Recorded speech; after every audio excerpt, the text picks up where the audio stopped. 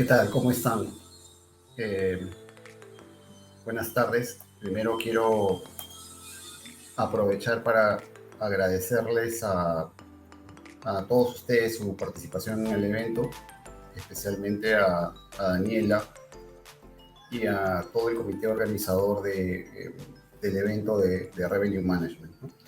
Y muchas gracias al señor José por haberme dado pase. Efectivamente, yo trabajo en el BCP en el área de pricing, específicamente en la parte de modelos y analytics de pricing. Y en la parte de modelos y analytics de pricing nosotros nos encargamos principalmente de la parte cuantitativa asociada a los temas de pricing. Nosotros nos encargamos de diseñar los modelos de proyección de rentabilidad, fronteras eficientes, estimación de la demanda. Y a lo largo del tiempo hemos recogido experiencias y mejores prácticas que pueden ser útiles no solamente en el campo financiero, sino en el campo no financiero. Y eso es de lo que trata la ponencia que les voy a compartir a ustedes.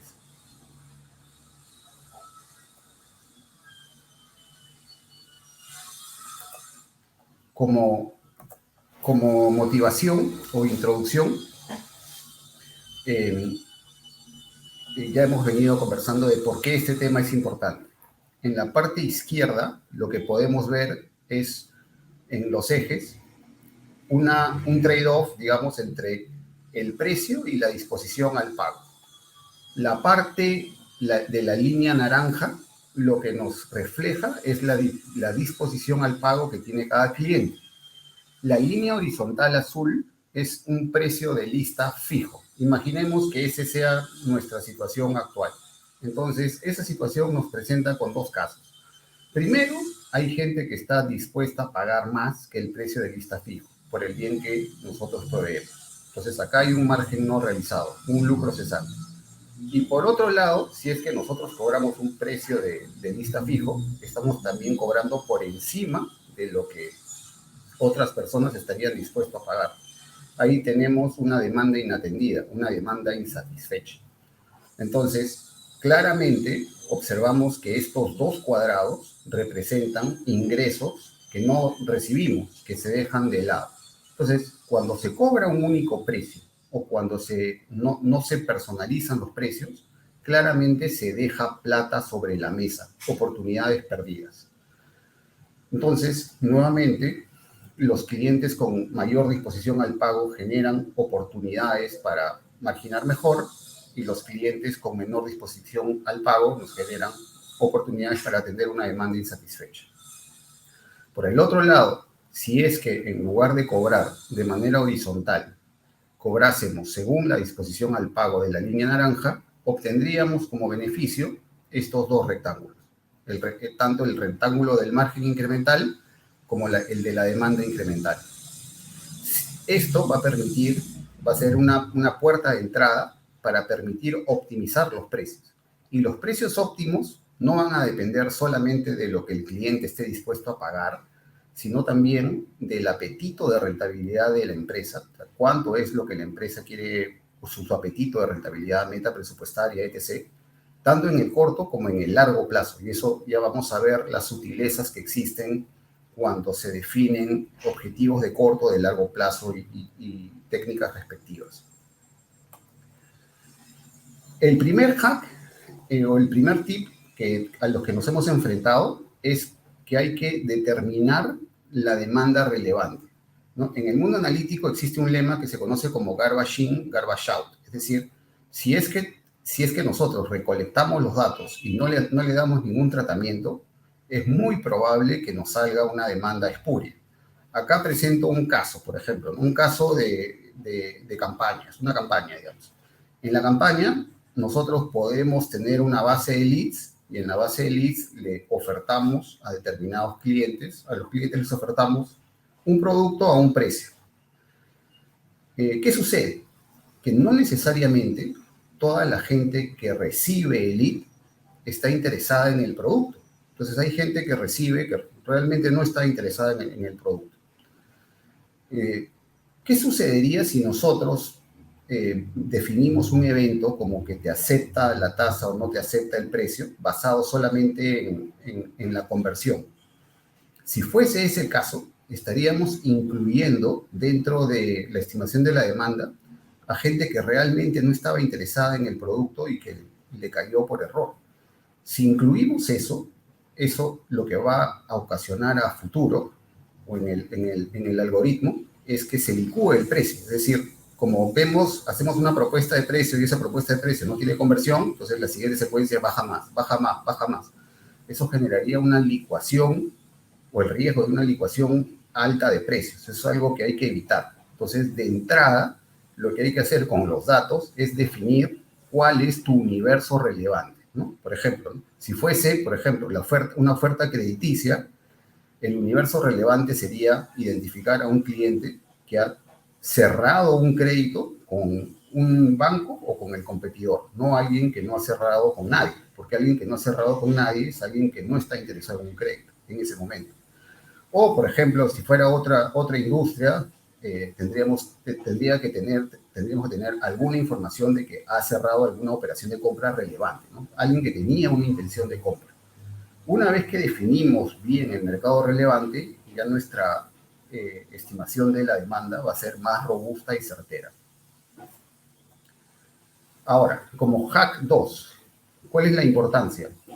Y en lo que han insistido otros compañeros en la sesión de hoy, la importancia de segmentar para evitar lo que en estadística se conoce como la famosa paradoja de Simpson. Ustedes ven a la izquierda, acá hay una nube de puntos. Esto es el precio relativo y la cantidad o conversión como querramos verlo. Acá hay una nube de puntos. Si nosotros calculásemos el coeficiente de correlación, es conocido en estadística que el coeficiente de correlación de una nube de puntos es 0. Es algo que normalmente se hace. Si solamente nos vamos a la data agregada y calculamos coeficiente de correlación, en la data muy agregada, las relaciones entre las variables se diluyen. Entonces, ¿cuál es la paradoja de Simpson? Acá, como ustedes pueden ver, a nivel agregado no hay relación, pero si lo vemos por segmentos, sí la hay.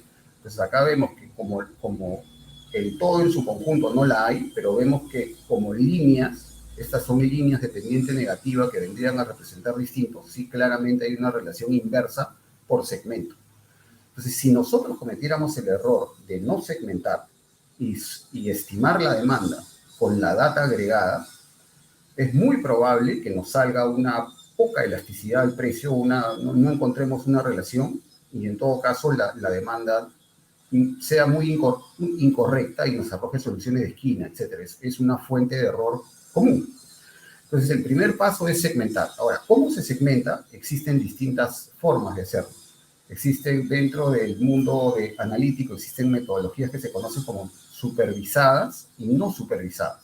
Entonces, cada una tiene sus pros y sus cons, y depende del objetivo y de la información que uno cuente para poder decidir si va por el camino supervisado o no supervisado. Entonces, una vez que uno segmenta sus datos, sus clientes, por perfiles, etc., recién dentro de cada segmento va a poder hacer estimaciones de demanda diferente en cada segmento. Estimaciones de demanda que recién van a ser relevantes. Entonces, nuevamente acá, el problema de la falta de segmentación o de la segmentación inadecuada puede ser muy serio, ¿no? Acá en esta nube de puntos, por ejemplo, ¿qué podría estar pasando? Que estamos mezclando gente elástica e inelástica. Si mezclamos gente elástica e inelástica y vemos la relación sin saberlo, ¿no?, de precios, nos va a salir que hay gente que te acepta con un precio súper alto, gente que no, que te acepta con un precio muy bajo, ninguna relación a nivel agregado, y nos va a producir pues un estimado altamente probable que nos salga un estimado espurio. Luego, este es un tema clave, y es un tema clave sobre todo desde el punto de vista de la economía, ¿no? Los economistas conocen bien que la demanda responde no al precio absoluto que tiene mi empresa, sino al precio relativo con relación al competidor. Entonces, no tener el precio del competidor de manera directa o indirecta con alguna proxy, alguna variable que nos dé luces sobre el competidor, nos sesga la demanda. Acá, por ejemplo, podemos ver en la parte izquierda esta ecuación naranja, que es la ecuación naranja estimada de una demanda con precio absoluto, cuando la verdadera demanda es acá a la derecha, el azul. Entonces, claramente, o sea, acá claramente hay una vez que introducimos el precio del competidor y calculamos la ecuación de demanda como corresponde contra un precio relativo y no contra un precio absoluto, vamos a encontrar que esta cliente era muchísimo más sensible al precio de lo que creíamos. Y esta zona que tiene identificado el precio del competidor nos va a permitir identificar a su vez con mayor precisión zonas donde podríamos dejar plata sobre la mesa. Si estamos cobrando muy por debajo del competidor, en esa zona probablemente estemos dejando plata sobre la mesa y si queremos cobrar mucho más, vamos a tener un costo en el volumen. O sea, podemos marginar, pero vamos a tener un costo en el volumen. Entonces, lección importante, siempre incluir algún indicador de precio de la competencia. Y si no se tiene el indicador del precio de la competencia y de todas maneras hay que salir, hay que darle un tratamiento a los datos. No podríamos tomar una muestra histórica tan profunda, porque eso sesgaría mucho la ecuación de demanda. Nuevamente, otro tema importante, en las ecuaciones de demanda normalmente se incluyen características de clientes, ¿no? Demográficas, transaccionales, como lo vemos acá a la izquierda, conductuales, tenencia de productos, variables estacionales, etc. Pero ¿qué sucede? Que ocurren variables que tienen efecto sistémico, efecto macro, ¿no? Por ejemplo, en el caso del Perú, y en el caso de algunos países también, los gobiernos decidieron liberar los fondos de pensiones. Ese es un choque de liquidez. O en el Perú también el depósito, hay una especie de seguro de desempleo que se conoce como CTS, que también se liberó. Por ejemplo, es un choque de liquidez. Ese choque de liquidez genera un efecto ingreso y ese efecto ingreso hace que esta demanda se desplace, ya no se quede acá. Esa demanda se puede desplazar para arriba o para abajo, dependiendo de si hay un choque de liquidez positivo o negativo. También existen choques de liquidez negativo, eso lo estamos viendo también cuando los bancos centrales quieren restringir la oferta monetaria, etc, etc. Eso hace que se desplace la ecuación de demanda. Eso no afecta tanto la discriminación entre clientes, pero sí el nivel, y el nivel también influye decisivamente en la optimización que propongamos. Entonces, ¿cuál es la recomendación acá? Identificar. Acá necesitamos tener variables de control que nos permitan saber si estamos en escenarios de liquidez regular, liquidez extraordinaria o contracción de liquidez. Eso va a hacer que nuestras demandas se desplacen respectivamente, capturando el efecto ingreso. Otro tema que es súper importante y que es clave es incluir efectos conductuales de los consumidores. Es decir, en el mundo analítico no solamente se trabaja con la data bruta, por llamarlo de alguna manera, esa data que está almacenada y se pasa por algún algoritmo y un tratamiento estadístico. La data más importante, desde mi experiencia, es una data preprocesada, una data intermedia, ¿no? Por ejemplo, necesitamos una variable clave para distinguir a los clientes elásticos es evaluar su comportamiento regateador, saber si es alguien que está regateando con nosotros, tiene ese comportamiento regateador o no lo tiene. Ese comportamiento regateador no es una data bruta, es una data fabricada. Entonces, primero tenemos que definir nosotros un índice de regateador, para quién es altamente regateador, quién es poco regateador, etcétera. Hay formas de hacerlo, ¿no? En la banca, si hay un cliente que constantemente está moviendo, por ejemplo, sus saldos de una entidad a otra entidad, es fácil construir ese índice del regateador. En otras industrias, si sabemos que es un cliente que está moviéndose activamente de un lado a otro con distintas intensidades, también. Si nosotros no incluimos, por ejemplo, ese comportamiento regateador, las ecuaciones de demanda que nos saldrían serían como estas de la izquierda, que son dos bien parecidas. Si incluimos la variable del comportamiento regateador, vamos a poder personalizarlos mejor. Y el regateador está acá abajo, que tiene una mayor sensibilidad al precio, y el que no es regateador va a estar acá arriba. Hay gente que no es regateador, que es tiene una mayor fidelidad porque valora mucho más el servicio que le ofrece la empresa por alguna razón. El valor no solamente es un tema objetivo, sino también es subjetivo y hay que descubrirlo y revelarlo en los datos.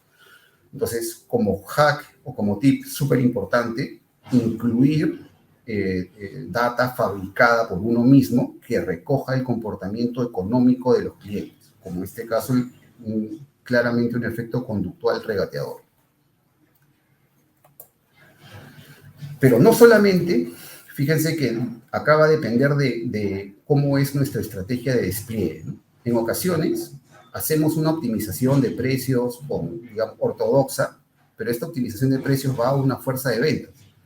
Y la fuerza de ventas tiene incentivos que no necesariamente están bajo nuestro control. Algunos tienen incentivos por volúmenes. Entonces, si no hay un alineamiento entre la estrategia de precios con la fuerza de ventas, entonces lo que va a ocurrir es que la fuerza de ventas, si está acostumbrada a hacer un descuento sobre el precio de lista que uno le recomienda, entonces la fuerza de ventas va a diluir el precio que nos arrojan los algoritmos. No necesariamente porque el algoritmo esté mal, sino porque ya la fuerza de ventas, algunas veces ya por temas conductuales, de behavioral economics, etc., de todas maneras siempre ellos algunos tienen el mindset de que es más fácil concretar una venta con un precio licuado diluido, algunos de los vendedores. Entonces es importante, si es que vamos a desplegar o a desplazar una estrategia de precios a través de vendedores, incluir un perfilamiento de los vendedores, de su comportamiento de licuación de precios, sesgo de comportamiento. ¿Para qué? Para al momento de hacer la recomendación, incorporemos ese spread adicional para que una vez que él lo diluya, el resultado final esté alineado con la solución analítica que uno deseaba, ¿no? Fíjense que acá a la izquierda, ¿no? Acá a la izquierda nosotros proponemos la línea amarilla, pero terminamos en la línea verde. Entonces no optimizamos precios. En cambio acá sabemos que tenemos que, en la derecha, tenemos que llegar al precio verde, pero para llegar al precio verde, digamos, conductualmente proponemos el precio verde más un spread. Ese spread sabemos que el funcionario lo va a licuar, pero no importa, porque va a ser una licuación que ya no va a hacer tanto daño en términos de rentabilidad, porque va a estar recogido explícitamente en nuestra estrategia de despliegue. Otro tema, otro hack súper importante es cómo se optimiza. Si es que acá a la izquierda, en estos diagramas de fideos que pueden ver a la izquierda, son optimizaciones individuales, cliente por cliente, donde se le recomienda un precio óptimo para cada uno. Eso tiene una ventaja y desventaja, ¿no? La ventaja es que sacas la mayor utilidad que te puede dar cada cliente, y la desventaja es que no puedes introducir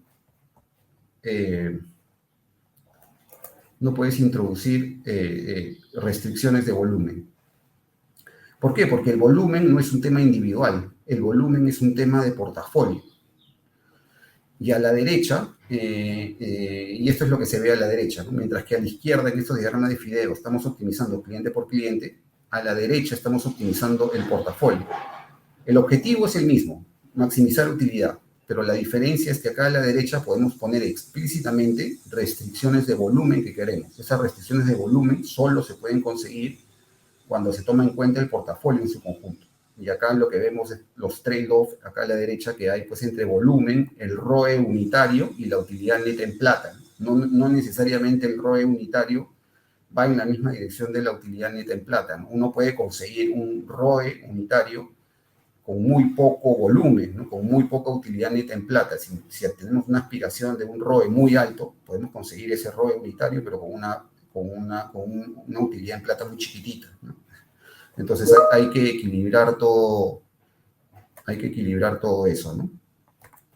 Entonces por eso se sugiere hacer la optimización de portafolio.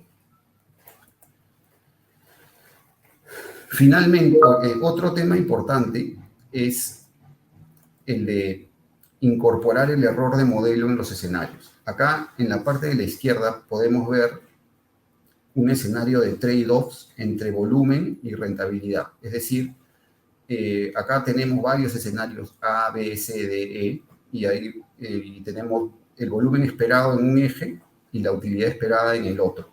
Entonces acá, por ejemplo, el punto original es el punto naranja. Y de este punto naranja nos podemos desplazar a cualquiera de los puntos, A, B, C, D, E. Estos puntos A, B, C, D, E son óptimos. Todos son óptimos, pero con distinto mix, volumen, utilidad.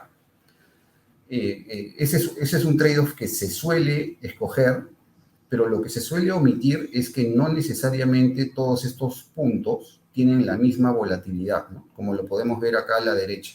Acá a la derecha, por ejemplo, este punto A es compatible con esta distribución casi normal que tenemos acá a la izquierda, la primera de ellas, que tiene poca volatilidad. Mientras que este último punto E es un punto que tiene una volatilidad gigantesca, ¿no? Entonces, ¿eso qué quiere decir? Que la volatilidad significa que este resultado va a ser mucho más incierto. Entonces, normalmente cuando se suele discutir en términos de el valor esperado, pero se suele quedar de lado la incertidumbre o la volatilidad, y es importante incluirlo. ¿Qué tan confiable es? ¿Cuál es el intervalo de confianza? Formas de comunicarlo. Puedo llegar, tengo la expectativa de llegar a este punto D, al C, etc., pero la incertidumbre es alta. O puedo llegar a este A con una incertidumbre baja. Entonces, como recomendación, como práctica, también es importante incluir no solamente el valor esperado de nuestros objetivos, sino también las volatilidades.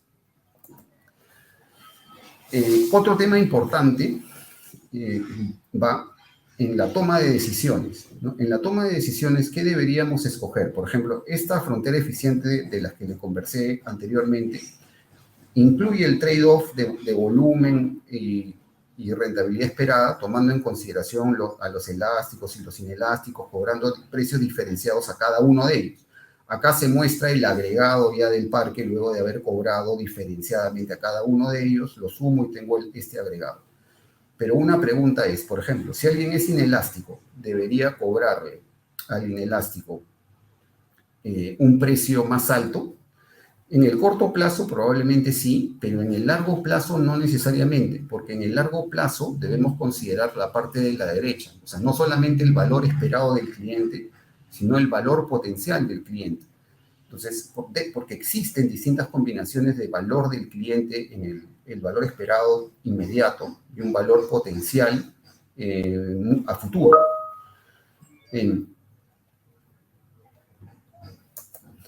Entonces, cuando vemos estas combinaciones de valor esperado del cliente con el valor potencial, vamos a poder definir zonas, ¿no? Acá un mapa de valor, zonas en donde, por ejemplo, acá a los clientes que tienen un valor esperado bajo hoy y un valor potencial bajo, entonces acá claramente el objetivo debe ser un precio de rentabilización. Pero si tenemos un valor esperado bajo, por ejemplo acá abajo, pero tiene un valor potencial alto, este caso podría ocurrir, por ejemplo, si es que es un cliente que tiene la mayor parte de sus transacciones con los competidores. Si tiene la mayor parte de las transacciones con los competidores y con nosotros poca, entonces es alguien que va a tener un valor esperado para nosotros hoy pequeño, pero su valor potencial, si nos traemos todo lo que tiene con los competidores, puede ser alto. Entonces, a pesar de que pueda ser inelástico, puede ser otras razones por las que esté con los competidores, ahí conviene evaluar si se le ofrece una oferta con la finalidad de aumentar la vinculación. Entonces, no la elasticidad, la optimización, no se queda solamente en la parte de los modelos que hemos conversado, sino tenemos que complementar esa información con cómo vemos nuestra relación y la vinculación que queremos con los clientes a futuro. Pero eso también tiene que ser cuantificado. O sea, el valor actual del cliente, que lo determinamos en nuestros ejercicios de optimización, tiene que ser complementado para estrategias de largo plazo con los valores potenciales. Quedan 3 minutos, por favor. Finalmente, un hack final es que sugiero, o sea, es bien importante que el despliegue de una estrategia optimizada de precios incluya una muestra de control permanente, una muestra de control que tenga otra estrategia. ¿Por qué? Porque al hacerlos competir vamos a poder aprender y nos va a ayudar a mantener vivo el modelo. Acá les ofrezco, por ejemplo, dos alternativas. La primera es la clásica, en donde el modelo se estima con una ventana de datos determinada que se llama estimación en batch. La segunda, que está a la derecha, es una estimación basada en lo que se conoce como incremental learning, en donde tenemos el batch, que ya con una ventana determinada, pero le vamos añadiendo poco a poco información fresca, de forma tal de darle un peso distinto a la información más reciente que a la antigua en el cálculo de la demanda. Esto va a permitir o va a ayudarnos a que nuestra demanda se mantenga viva.